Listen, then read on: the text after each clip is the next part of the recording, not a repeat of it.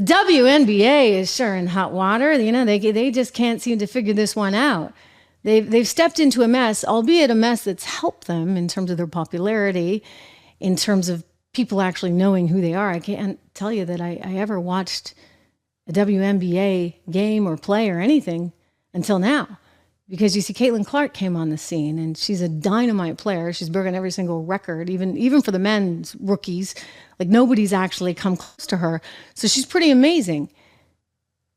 And some people don't like that, interestingly enough. I want to show you a play that happened in the game the other night where this one other player by the name of Kennedy Carter kind of really knocked her over. I mean, it was really aggressive and bad to see because you see it wasn't even in play at that point. It's not like they were actually doing anything where she would have run into her inadvertently. And I get it, you know, it's basketball and sometimes people smash into each other more aggressively than they should. But in this particular case, there's like nothing going on. She just full on sideswaps her. I think we have another video of this, Drew. Let's go to the other video if you have it handy, Drew, of this one. Again, I'll give Drew a minute just to pull up the right video there, guys, because we want to make sure that we're using the right one. I think somebody recorded it on a TV screen.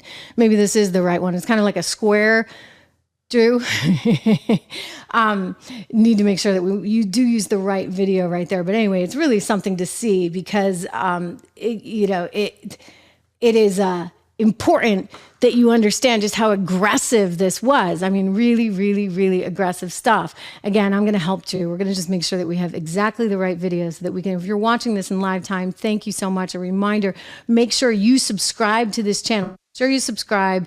Make sure you hit the like button, that you hit the bell, right? The bell is really, really, really important stuff. You need to make sure that you do that because then you know when I'm here, you know when I'm live. And look, I'm getting this over to Drew in real time. So you got to give me some credit for that. Anyway, so there was this moment there, you see, on the screen, and you see this Kennedy Carter. She just runs and she shoves into this Caitlin Clark, and it's really bad. And so logically, right, like what should happen? In my estimation, it's a thug move. In my estimation, you suspend this Kennedy Carter. Like, she's out that game, maybe a few more games. All right, let's be really clear. That cannot be tolerated. That cannot be accepted. But you see, there's a whole class of people out there that somehow think that, you know, maybe that is okay. That is okay. Well, it's not okay. It's absolutely not okay, guys. You cannot do that. You absolutely cannot do that because it is unacceptable. Unacceptable stuff, unacceptable behavior. You absolutely cannot do that. It is just, yeah, Drew, I wanted you to show the other one. We have another clip, I think, of the shove of the moment, but it's okay. If you can get the other one on, I'm sending it to you in real time. We are like magicians here on this show. Pretty amazing, right? I mean, it's kind of a square video. I'm just sending it to you as we go through here. Again, we'll get this to you because it's just horrendous. So, you know what? The girls should have been suspended, right?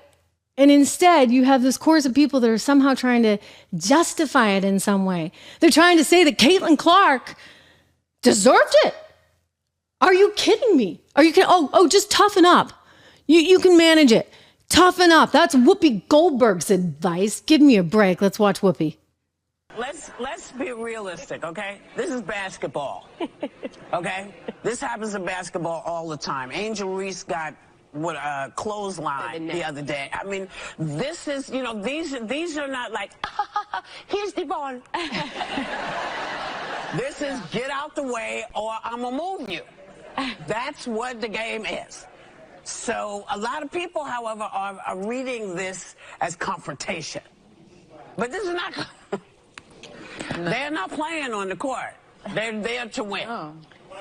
You know, and just because they're women, get over yourselves. Yeah. They're athletes. They're athletes. Yeah, whatever. I'm sorry. You know what? They're athletes. Fine, Whoopi. You know what? They are athletes. But there are rules in a game. Okay? There are rules in a game. And you don't just sideswap somebody when the ball's not even in play. Like that's not, I mean, even the WNBA just upgraded it to a flagrant foul. But suddenly this is taking on this really bizarre kind of racial overtone, which is frankly really disturbing. Because let me just say, this girl's good, all right? And anytime somebody's really good at a sport, people pay attention. Michael Jordan, you know, if I think about the most sort of publicized basketball player, I don't think he was white. Like, it's not about that, but they want to make it about that because I guess that's all they got, right? They're going to go back to the well over and over and over again, which is truly unfortunate. Here's another lady on The View, if we can call her that, Sunny Houston, whatever, trying to somehow pick sides in this. That being said, I do think that there is a thing called pretty privilege. There is a thing called white privilege. There is a thing called tall privilege. And we have to acknowledge that. And so part of it is about race, because if you think about the Brittany Griners of the world, you know, why did she have to go to play in Russia? They wouldn't pay her. Because they wouldn't pay her. Because they wouldn't pay, not because she was black, but because they didn't believe in the WNBA. This is part of my point. So now, you know, Caitlin Clark is bringing this money, these sponsorships, we hope, into the league, and other players will benefit from it. But I do think that she is more relatable to more people because she's white, because she's attractive. And unfortunately, there still is that stigma of against the LGBTQ plus community. Oh my gosh. You mean to tell me the only reason anybody's paying attention to this girl is because she's white? Come on, all right? You see what they're doing. Like, they keep going back to this, and it's like, no, you know what? The girl's just good, all right? And she's better than the other players. I get it. She's a rookie, but she's damn good for a rookie. You know, God forbid anybody actually be good. Let's go to Jamal Hill, a former ESPN commentator who, again, is doubling down on this whole race theory, which is absolutely ridiculous. I want to share her comments that she made on Twitter there, referring to Caitlin Clark as the white for Indiana. It's beyond, it's being too comfortable, just totally unacceptable. Here she is actually attacking somebody else. So we have her comments too that she made in the New York Times, because that's what I want to share with people right now. We'll get to that in a second. It's another part of this story. But again, Jamal Hill, speaking in the New York Times, actually just went off on this entire thing. And it's really pretty darn pathetic. Let me see if I can pull this one for you guys right now, because she was speaking with the New York Times and she was making the point again about this being an issue of race. And that is unfortunate. It's wrong.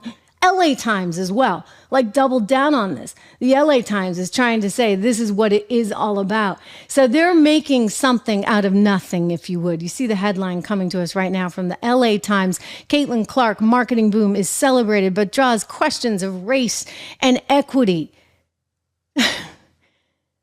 Because they think the only reason the sport is getting any attention at all is because of the color of Caitlin Clark's skin. Now, there may be players that believe this as well. There may be.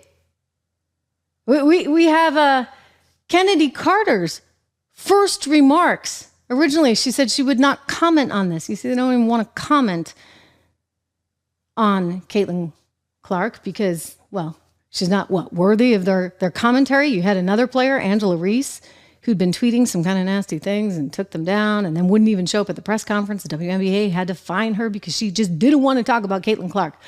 It's about us, not about her, right? Well, finally, Kennedy Carter decided to say something. I want to share this sound with you now.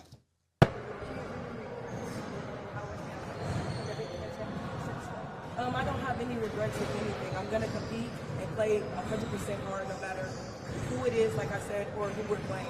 No, I don't have any regrets. Let's play it again. Can we play it again, Drew? Let's hear this woman again. It's hard to hear. I don't have any regrets with anything. I'm going to compete and play 100% hard no matter who it is, like I said, or who we're playing. No, I don't have no regrets. I don't care that I just totally banged into this young woman who was doing nothing wrong but playing the game. I have no regrets. You know, toughen up. She sounds like Whoopi. She must be taking advice from Whoopi Goldberg. I get it. That's the issue. So Whoopi's saying, own it. You know what? You got to be tough. That's what it is. This is how the game is played. And I'm sorry. It's just frankly pretty darn wrong. All of them. All of them. And then to suggest that this is somehow about race, it's really pathetic. I think we have the video. Let's watch this again in real time to just see what went down. Whoa. Like the ball's not even in place. She just literally went after the woman. Bob Costas joining in on the party. He's one of the mean girls now. Yeah, Bobby. He's part of the club. Joining the mean girls, attacking Caitlin Clark. Let's watch.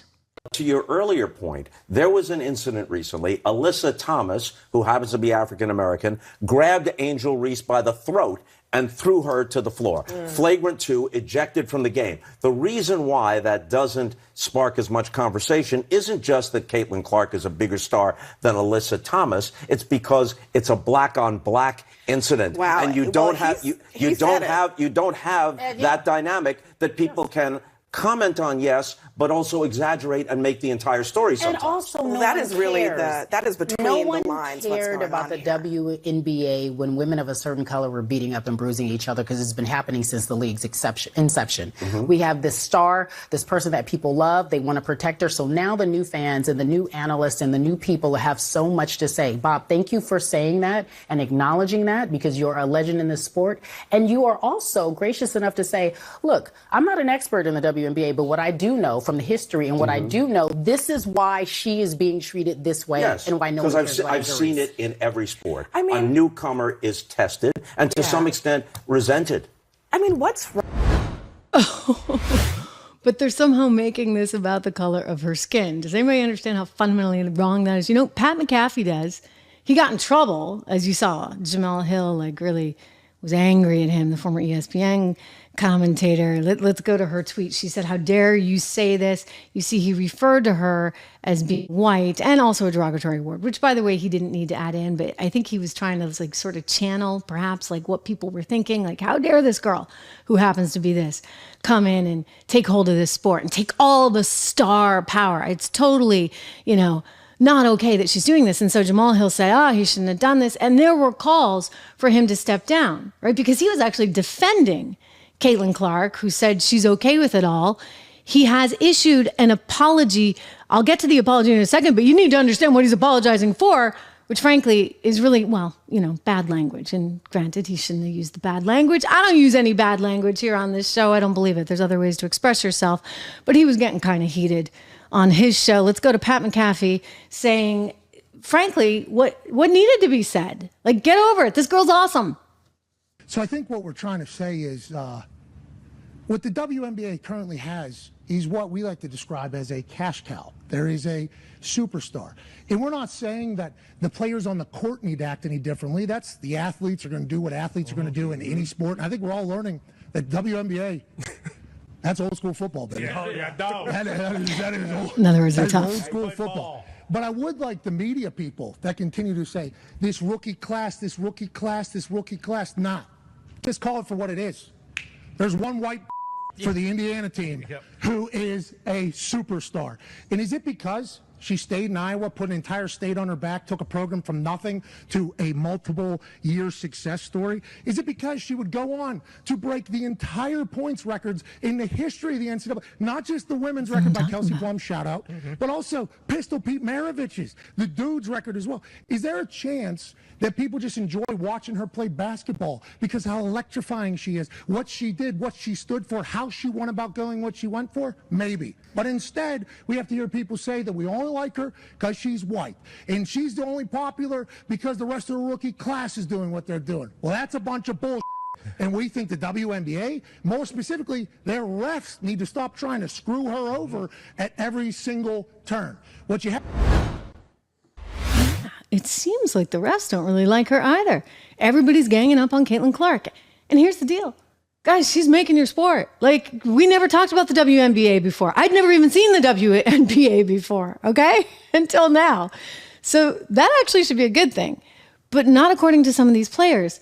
Angela Reese one of the players on the other team was tweeting out in her annoyance a few days ago. She took it down about, how we won, but it wasn't because, we were flying on a chartered plane or anything. She wrote, and that's on getting a win in a packed arena, not just because of one player on our chartered flight.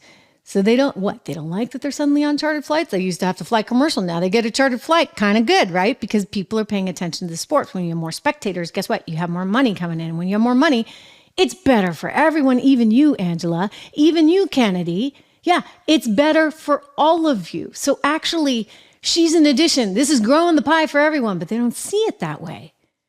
And then you get the media doing what the media does, trying to tear everybody apart and make this all about race instead of just pure talent.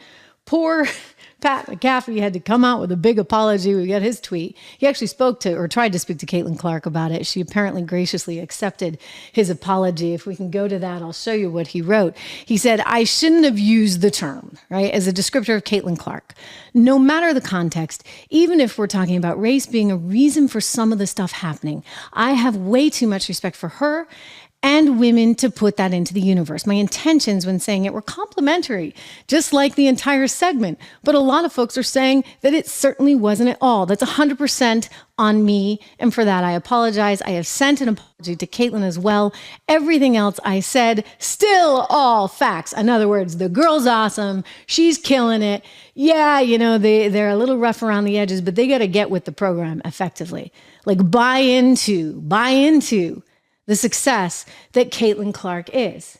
And instead, this is amazing. Even the New York Post is trying to pile on. The New York Post, who I'm a little surprised at, trying to say that somehow it's Caitlin Clark's fault because she was talking smack ahead of this, what do you call that? Flagrant foul? It's a lot more than that. The two moments that may have set off the event. They write about how there was a third straight miss by Indiana, which resulted in both Clark and Carter going for the loose ball. And as Carter and her Sky teammate tried to corral the rebound, Clark reached in with her left hand and used said arm and maybe her elbow to move Carter out of the way.